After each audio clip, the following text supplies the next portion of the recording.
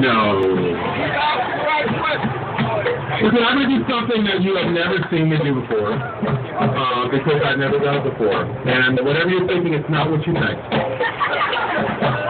I'm going to read a speech to you, and I've never done that before. I always speak extemporaneously.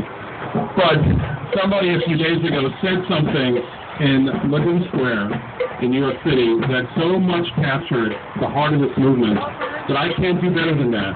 As Lincoln once said, it's beyond my poor power to add or detract. So I'm going to read to you what Naomi Klein said in New York City. Naomi Klein, when this great movement of ours began. This is what she said. I love you. I love you! And I did just say that so that hundreds of you would shout, I love you back. No, that's obviously a bonus feature of the human microphone. I'll try it again. I love you. Say unto others what you would have them say unto you, only way louder. I love you. Yesterday, one of the speakers at the Labor Rally said, we found each other. That definitely captures the beauty of what's being created right here. A wide open space, as well as an idea so big that it can't be contained by any space. For all the people who want a better world to find each other. Amidst this economic crisis that's happening the world over, and we're so grateful that we can find each other. If there's one thing I know, it's that the 1%,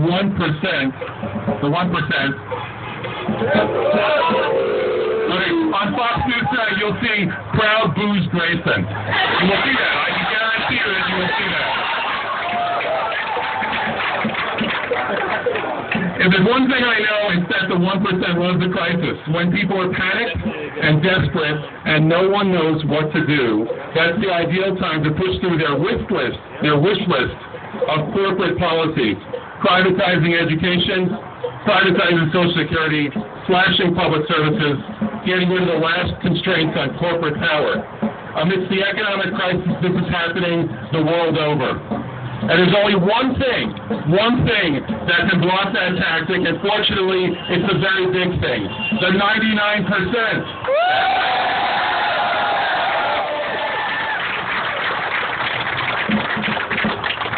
Who are we?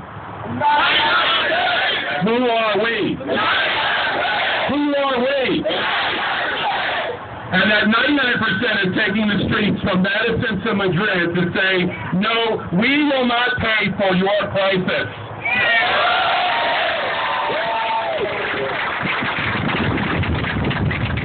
That slogan began in Italy in 2008. It ricocheted to Greece and France and Ireland, and finally it's made its way to this square mile where the crisis began, Wall Street, and now it's made its way to...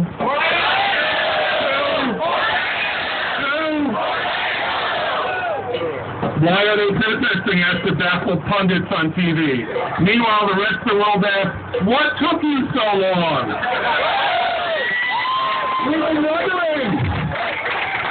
We've been wondering when you were going to show up and fight for what's right.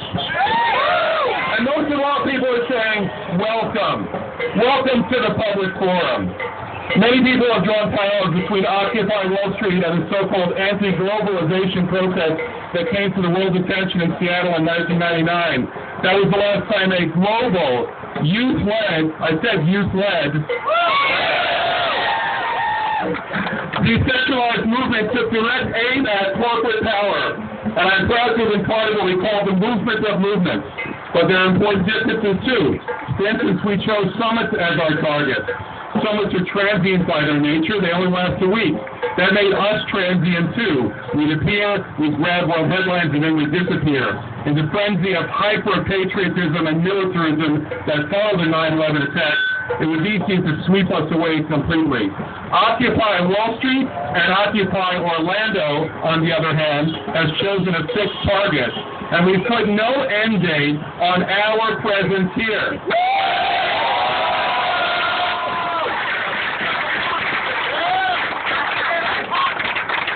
This is why only when you stay in one place can you put down roots. This is crucial. It's the fact of the information age that too many movements spring up like beautiful flowers but quickly die off. It's because they don't have roots and they don't have long-term plans for how they're going to sustain themselves. So when the storms come, they get washed away. But being horizontal and deeply democratic is wonderful. These principles are compatible with the hard work of building the structures and the institutions that are sturdy enough to weather the storms ahead. And I have great faith that that will happen. Something else with this movement is doing right. You've committed yourself to nonviolence. You've refused to give the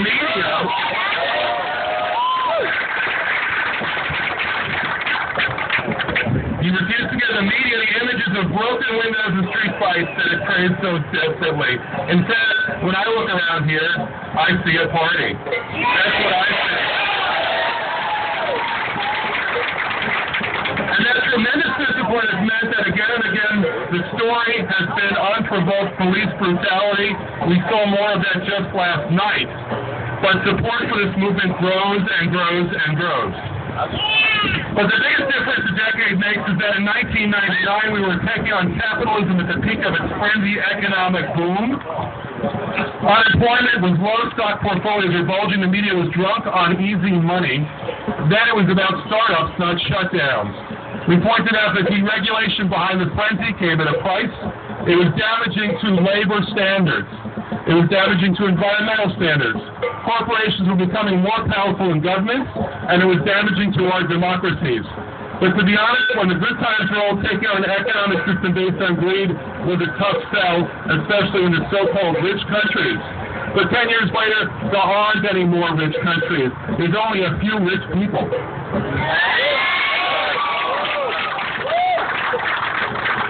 And many of those people got rich looting the public wealth and the bailouts and exhausting natural resources around the world. The point is that everybody today can see the system is deeply unjust and careening out of control. Unfettered greed has trashed the global economy and is trashing the natural world as well. We're overfishing our oceans, polluting our water with fracking, and that's a strange word, isn't it, fracking? And deep water drilling, turning to the dirtiest forms of energy on the planet. And the atmosphere cannot absorb the amount of carbon we're putting into it, creating dangerous global warming. The new normal is serial disasters, economic and ecological. Those are the